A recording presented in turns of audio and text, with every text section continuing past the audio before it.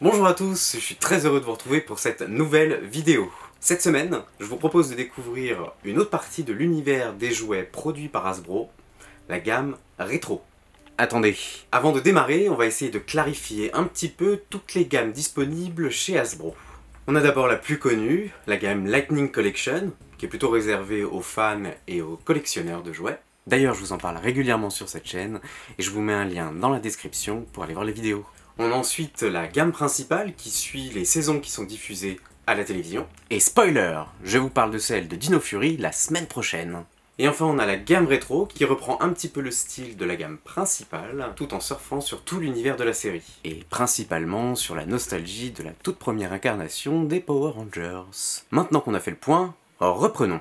Dans la gamme rétro, il y a une multitude de produits disponibles. Cela va des figurines aux Zord, sous toutes les coutures et sous tous les formats. Aujourd'hui, je vais surtout m'intéresser aux dernières références, les figurines Retro Morphine et Retro Megazord. C'est parti!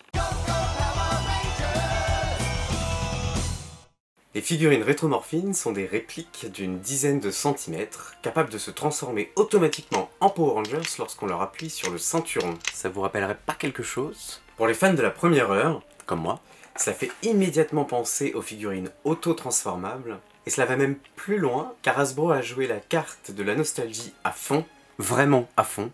Le packaging des rétromorphines est un énorme clin d'œil à celui des figurines auto-transformables. Je sais même pas si on peut dire clin d'œil à ce stade, tellement c'est identique.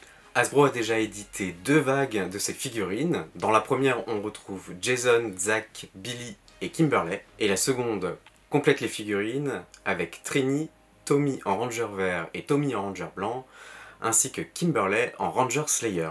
Aux États-Unis, Hasbro a également fait un partenariat exclusif avec les magasins Walmart pour la sortie du Retro Morphine Ninja.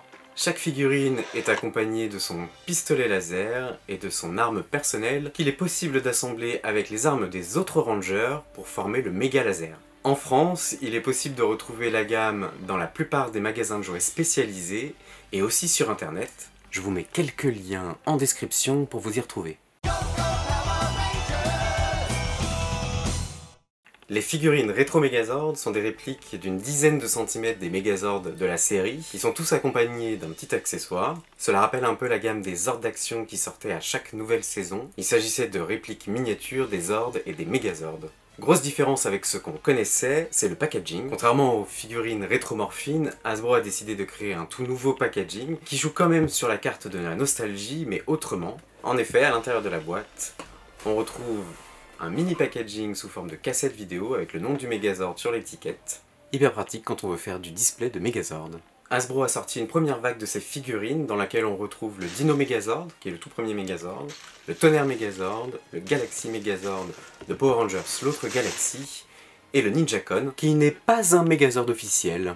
Pour la petite histoire, il s'agit du personnage de Ninjor qui a été repeint lors de la sortie de la gamme Power Rangers Force Cyclone par Bandai. C'était une façon pour eux de dispatcher un petit peu mieux les sphères d'énergie, mais ce Zord n'a jamais intégré la série de façon officielle. Une seconde vague est en préparation et devrait être bientôt disponible. On y retrouvera le Dino Megazord en version noir et or, le Mega Dragon Zord en mode de combat, le Tigre Zord blanc en mode de combat, et le Tigre Megazord. En gros, que des références des 2 premières saisons de la série.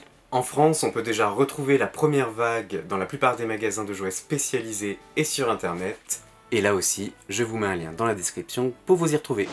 C'est tout pour aujourd'hui. Je vous rappelle que vous pouvez voir les épisodes précédents via le lien que je vous mets dans la description ou juste ici. Dans la prochaine vidéo, roulement de tambour, on va aborder toutes les nouveautés autour de Power Rangers Dino Fury. En attendant, si la vidéo vous a plu, n'hésitez pas à mettre un pouce levé ou à laisser un commentaire, je me ferai un plaisir d'y répondre. Et évidemment, si vous ne voulez rien rater de l'actu de Power Rangers, abonnez-vous à la chaîne. Je vous retrouve la semaine prochaine. Allez, salut!